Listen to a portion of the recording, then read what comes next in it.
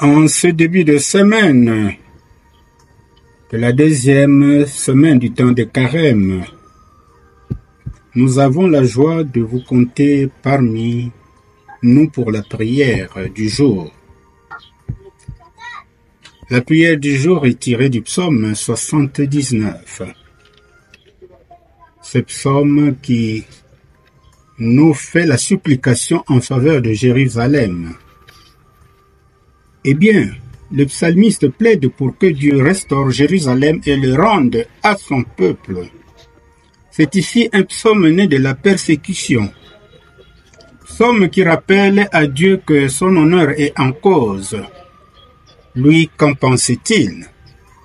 Pour se faire une idée de la réaction du Seigneur suite à l'affliction causée par la destruction de Jérusalem et la déportation du peuple, essayons de comprendre la structure du psaume. Eh bien, nous structurons le psaume en deux strophes. La première strophe, les versets 1 à 4, qui nous font état des raisons qui sous-tendent la supplication. Quelles sont ces raisons? Il y a trois raisons que nous avons relevées. La profanation du temple et la destruction de Jérusalem par les païens. Les crimes qu'ils ont commis. La honte que tous ces désastres aient causé. Alors, tous ces faits ont créé l'angoisse et la détresse des fidèles. Deuxième strophe. Il s'agit des sollicitations du psalmiste. Le psalmiste sollicite l'apaisement de la colère de Dieu, la décharge de la fureur de Dieu sur les nations qui l'ignorent, le pardon de Dieu et la restauration du peuple, la demande de représailles aux voisins qui insultent le nom du Seigneur.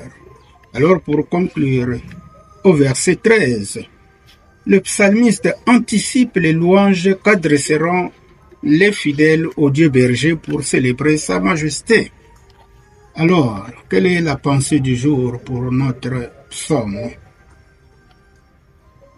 Ici de savoir que de tout temps, nos supplications doivent monter vers Dieu pour solliciter son aide dans les moments d'épreuve. Et sachant que le psalmiste fait ici un plaidoyer pour venger la profanation du temple et la destruction de Jérusalem. À présent, mes bien-aimés, prions le psaume 79 avec les paroles de la Bible de Jérusalem. Ô Dieu, les nations ont envahi ton héritage. Elles ont profané ton saint temple. Elles ont fait de Jérusalem un monceau de pierre. Elles ont livré les cadavres de tes serviteurs en pâture aux oiseaux du ciel. La chair de tes fidèles aux bêtes de la terre. Elles ont versé leur sang comme de l'eau tout autour de Jérusalem. Et il n'y a eu personne pour les enterrer. Nous sommes devenus un objet d'opprobre pour nos voisins, de moquerie et de risée pour ceux qui nous entourent. Jusqu'à quand, Éternel, t'irriteras-tu sans cesse, et ta colère s'embrasera-t-elle comme le feu? Répands ta fureur sur les nations qui ne te connaissent, et sur les royaumes qui n'invoquent pas ton nom. Car on a dévoré Jacob et ravagé sa demeure.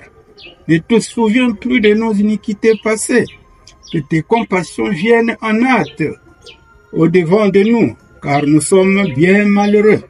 Secours-nous, Dieu de notre salut, pour la gloire de ton nom. Délivre-nous et pardonne nos péchés à cause de ton nom. Pourquoi les nations diraient-elles, où est leur Dieu? Qu'on sache en notre présence, parmi les nations, que tu venges le sang de tes serviteurs, le sang répandu. Que les gémissements des captifs parviennent jusqu'à toi. Par ton bras puissant, sauve ceux qui vont périr. Rends à nos voisins 7 fois dans leur sein les outrages qu'ils t'ont faits, Seigneur. Et nous, ton peuple, le troupeau de ton pâturage, nous te célébrerons éternellement. De génération en génération, nous publierons tes louanges. Amen.